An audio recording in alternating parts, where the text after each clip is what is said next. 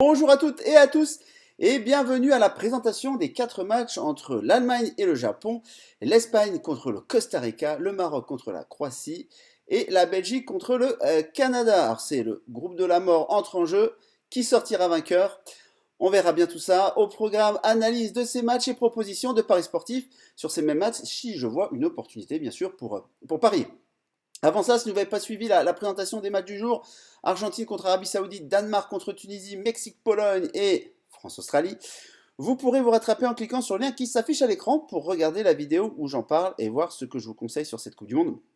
Alors, Argentine contre Arabie Saoudite et Danemark contre Tunisie seront sans doute terminés, mais il vous restera les analyses des deux autres rencontres, dont la France contre l'Australie. D'ailleurs, pensez à vous abonner à la chaîne du CEREPS et cocher la petite cloche afin de ne louper aucune de mes prochaines vidéos.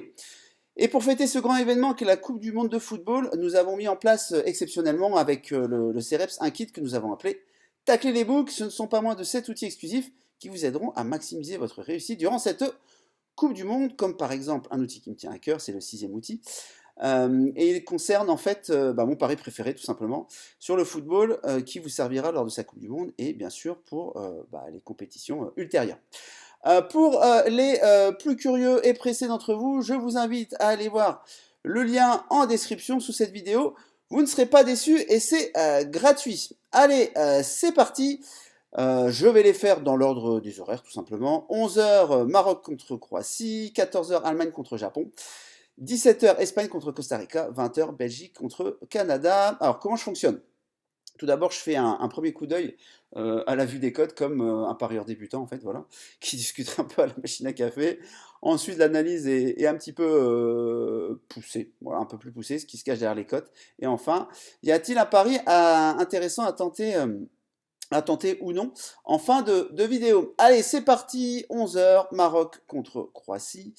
Alors, que dirait un parieur lambda au vu de cette affiche? Alors, match pas évident. Mais je vois quand même la Croatie favorite, finaliste du dernier mondial et qualifiée pour le Final Four de la Ligue des Nations. Voilà, ils savent ce qu'ils vont faire cet été. Alors la cote de la Croatie monte depuis quelques jours sur le marché mondial des bookmakers.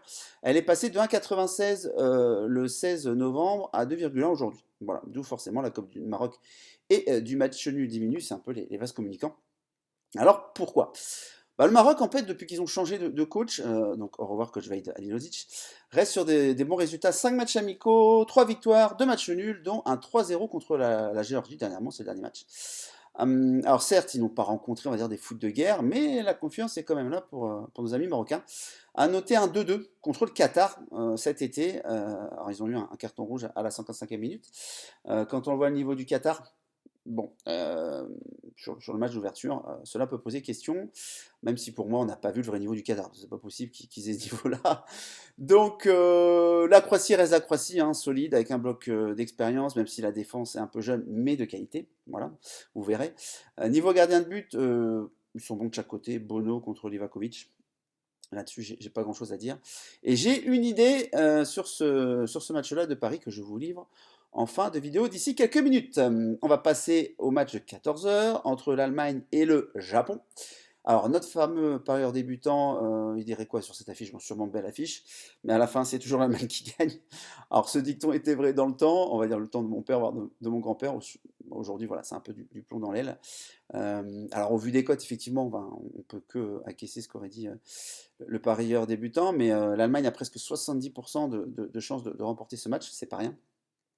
Seulement, voilà, l'Allemagne connaît des ratés, la machine allemande, elle a un petit peu perdu de sa superbe. Ça fait quelques mois. Alors même s'il y a des jeunes qui arrivent comme Musiala que j'adore, mais vous verrez. Je vous ai déjà parlé de Gakpo. Je pense que vous l'avez déjà découvert avec la Hollande, voilà. Et donc voilà, Musiala, c'est un peu de la même trempe et ça peut vous changer la donne dans une équipe. Voilà, ne dépassons pas les phases de poule, hein, quand même. Il y a 4 ans, l'Allemagne est vraiment en mission. Voilà, il faut effacer ce revers et il faut absolument qu'ils se qualifient. Pour le tour suivant, alors la Ligue des Nations pour les Allemands, ça a été ponctué de haut et de bas. Ils sont capables de battre l'Italie 5-2 à la maison et de perdre chez eux contre les Hongrois 0-1. Bon, voilà, donc vous voyez que c'est un petit peu en dents de scie. Le Japon, alors ce Japon-là a de la qualité. Ito, par exemple, que j'adore, qui joue en Ligue 1, et Kamada aussi, que sûrement les supporters olympiens de l'Olympique de Marseille connaissent parce qu'il leur a fait un peu quelques misères en Ligue des Champions. Le dernier match amical japonais a été perdu 2-1, mais bon, au vu des équipes alignées, il y a eu un gros turnover, difficile de tirer quelque chose de leur match là. Alors comme j'ai déjà dit dans la présentation de leur groupe, le jeu des Japonais est toujours agréable à regarder et ça pose des problèmes généralement à pas mal d'équipes, voire quasiment à toutes les équipes. Est-ce que l'Allemagne va sortir du traquenard? Est-ce que les chemins des huitièmes de finale vont s'ouvrir pour eux? Alors, autant vous le dire tout de suite, sur ce match-là, rien ne m'inspire. La cote de l'Allemagne à 1,47, je la trouve un peu basse, avec des Japonais joueurs en face. Franchement, voilà, au moins pour ce match-là, je vous dis, j'ai rien à vous proposer. Au moins, comme ça, c'est réglé. Direction le prochain match, où là, j'aurai quelque chose à vous proposer, que je vais appeler un peu le match du goûter. Hein, c'est le match de 17h, Espagne contre Costa Rica.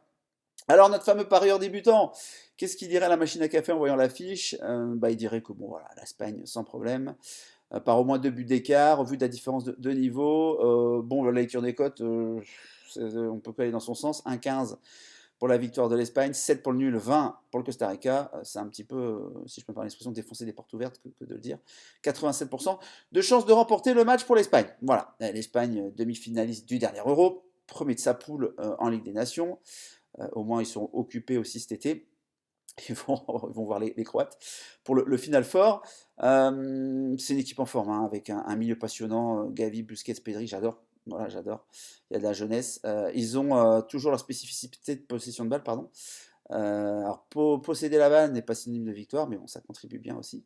C'est un peu l'école espagnole. Et en face de Costa Rica, écoutez, pardon, ça jouera avec ses armes. Ils ont leur gardien, Navas, qui peut vous faire gagner un match à lui tout seul. Real Madrid et le PSG peuvent en témoigner, même si aujourd'hui il est plutôt en fin de carrière. Ils ont fini 4e de la zone CONCACAF à égalité de points avec les USA. Les USA que beaucoup voient comme une surprise dans cette Coupe du Monde. Donc, le Costa Rica peut-être aussi à son mot à dire. Je retiens qu'ils ont surtout fini en boulet de canon cette zone CONCACAF, 6 victoires pour un nul en battant les USA et le Canada. Bon, et ils faisaient 0-0 contre le Mexique. Les équipes devant eux. S'ils avaient fait un meilleur début, ils auraient pu être deuxième, voire premier. Donc voilà, au vu de tout ça, j'ai une petite idée de pari qui pourrait d'ailleurs vous surprendre. Voilà. Vous me direz après en commentaire. Par contre, à voir si je le validerai ou non. Voilà, on va prendre la décision d'ici quelques minutes. Et enfin, le dernier match, le match de la soirée. À 20h, entre la Belgique et le Canada, c'est une confrontation francophone, on va dire. Notre parieur débutant serait étonné de voir le Canada, bah oui, parce que ouais, on n'a pas l'habitude d'aller voir là. Et pour lui, il n'y aurait pas photo quoi, entre une Belgique solide équipe européenne et le Canada un petit peu nouveau au niveau international. Donc il vous dirait forcément de parier sur la Belgique. Alors au vu des codes, c'est pas si évident. Même si ils ont 66% de chance de gagner, la cote est autour de 1,50, 4,30 pour le nul et 6,30 pour la victoire du Canada.